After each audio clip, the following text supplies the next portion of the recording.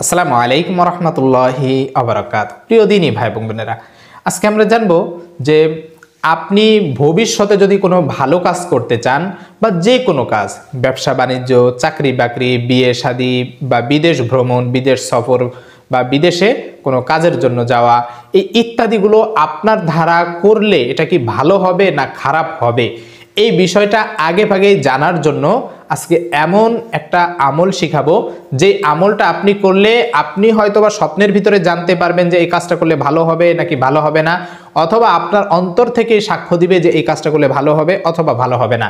এটা একমাত্র আল্লাহ তাআলার পক্ষ থেকে নির্ধারিত করা। প্রিয় দিনী ভাই বোনেরা, এই জন্য এই আমলটা করা হয়ে থাকে। এই আমলটার নাম হচ্ছে ইস্তেখারার আমল। অর্থাৎ রাসূলুল্লাহ সাল্লাল্লাহু আলাইহি ওয়াসাল্লাম এই ইস্তেখারার আমল সাহাবাদেরকে খুব গুরুত্ব সহকারে করতে বলতেন, অর্থাৎ ইস্তেখারার নামাজ পড়তে বলতেন। এমন 2 রাকাত নামাজ রয়েছে যে 2 রাকাত নামাজের পরে একটা দোয়া রয়েছে, নির্দিষ্ট একটা দোয়া। এই দোয়াটা পড়ে যখন বান্দা আল্লাহ তাআলার কাছে তার যে প্রয়োজনীয় বিষয়গুলো, যে বিয়ে শাদী হচ্ছে না, চাকরি বাকরির জন্য অথবা ব্যবসা বাণিজ্য, বিদেশ ভ্রমণ, এই প্রত্যেকটা তার জরুরি যে বিষয়গুলো জরুরি, এগুলো ভালো হবে নাকি খারাপ হবে, এই বিষয়গুলো ভালো মন্দ আগে থেকে জানার জন্য রাসূল সাল্লাল্লাহু আলাইহি সাল্লাম সাহাবাদেরকে নির্দেশ দিতেন যে এটা আল্লাহ তাআলা তোমাকে জানিয়ে দিবে, তোমাকে হয়তো স্বপ্নের ভিতরে অথবা মন থেকে সাক্ষ্য দিবে, অর্থাৎ তুমি যে কোনো ইঙ্গিত পাবে, এই ইঙ্গিত পাবে, এটা আল্লাহ তাআলা বুঝিয়ে দিবে, তুমি এই আমলটা করো। তো এই আমলটা আমি আপনি যে কোনো কাজের ক্ষেত্রে আমরা করতে পারি, একেবারে সহজ একটা আমল। সম্পূর্ণ ভিডিওটি দেখুন, আমলটা শিখতে পারবেন এবং আপনার মৃত্যু পর্যন্ত এই আমলটা যদি আপনি নিয়মিত করেন, অর্থাৎ যে কোনো কাজের ক্ষেত্রে আপনি আগে যদি করেন, আপনার সেই কাজ আল্লাহ তাআলার পক্ষ থেকে অবশ্যই নির্দিষ্ট হয়ে যাবে এবং সেটা আপনি জানতে পারবেন এবং ভালোভাবে আপনি তার জন্য প্রস্তুতি গ্রহণ করতে পারবেন।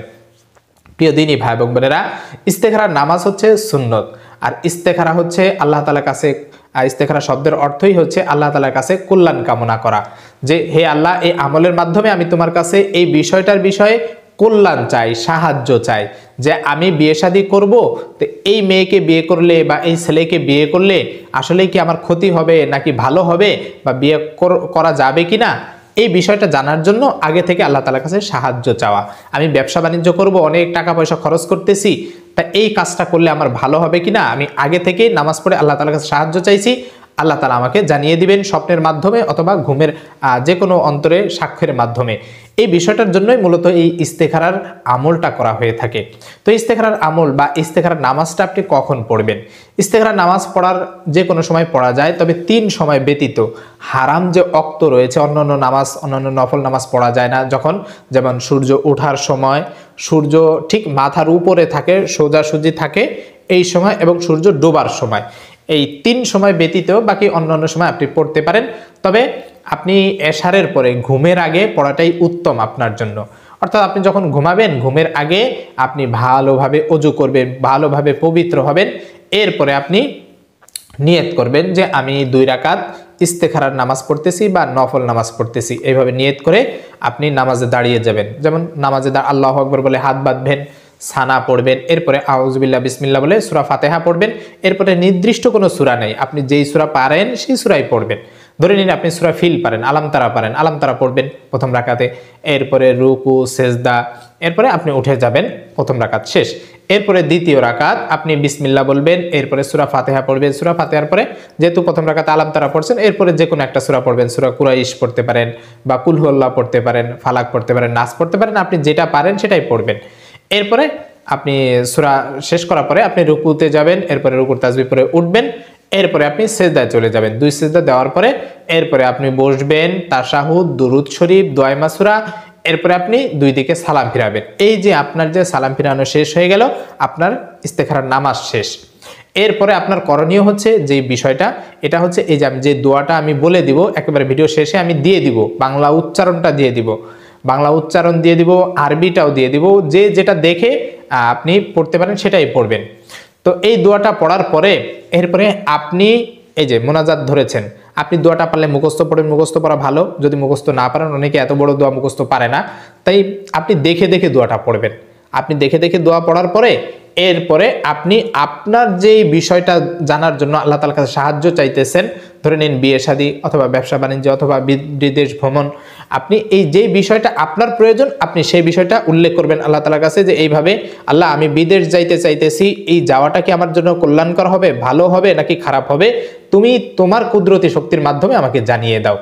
এইভাবে আপনি আল্লাহ তাআলার কাছে দোয়া করবেন। এই দোয়াটা পড়ার পরে আপনি বাস মুনাজাত শেষ করবেন। এরপরে ঘুমের দোয়া যথারীতি ঘুমের নিয়ম মেনে সুন্নত তরিকে আপনি ঘুমিয়ে পড়বেন। এরপরে দেখবেন যে ইনশাআল্লাহ হয়তোবা রাতে স্বপ্ন দেখবেন, অথবা স্বপ্নে দেখায় যে বাধ্যবাধকতা রয়েছে এমনটি নয়, আপনার পরের দিন আল্লাহ তাআলা আপনার মনে সাক্ষ্য দিবে যে না তুমি বিদেশ যাও, অসুবিধা হবে না, অথবা এইভাবে দিবে না বিদেশ যাওয়াটা ঠিক হবে না। অর্থাৎ আপনি দেখবেন যে 70% বা 80% আপনার যেই দিকে মন যায় ওই জিনিসটা আপনার রাইট, এটা আল্লাহ তাআলা থেকে নির্ধারিত যে আপনাকে ওই দিকে মনটা ঘুরিয়ে দিবে। আর যদি মনে করেন যে না আপনি কোনো দিক পাইতেছেন না বা স্বপ্নেও এরকম বিষয় কোনো কিছু পান নাই, তাহলে এই আমলটা আপনি নিয়মিত করতে থাকবেন যতক্ষণ না পর্যন্ত আপনি সঠিক নির্দিষ্ট বিষয়টা জানতে পারেন।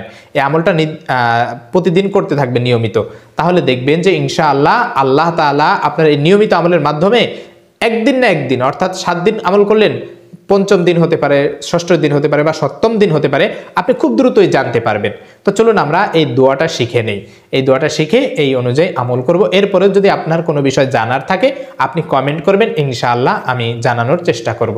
আল্লাহ তাআলা আমাদের সকলকে এই ইস্তেখারার আমল করার তৌফিক দান করুন। আমিন ওয়া আখিরু দাওয়ানা আলহামদুলিল্লাহি রাব্বিল আলামিন।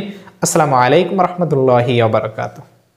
প্রিয় দর্শক, দোয়াটি শব্দ ভেঙে ভেঙে বলছি যাতে করে আপনার শিখতে সহজ হয়ে যায়।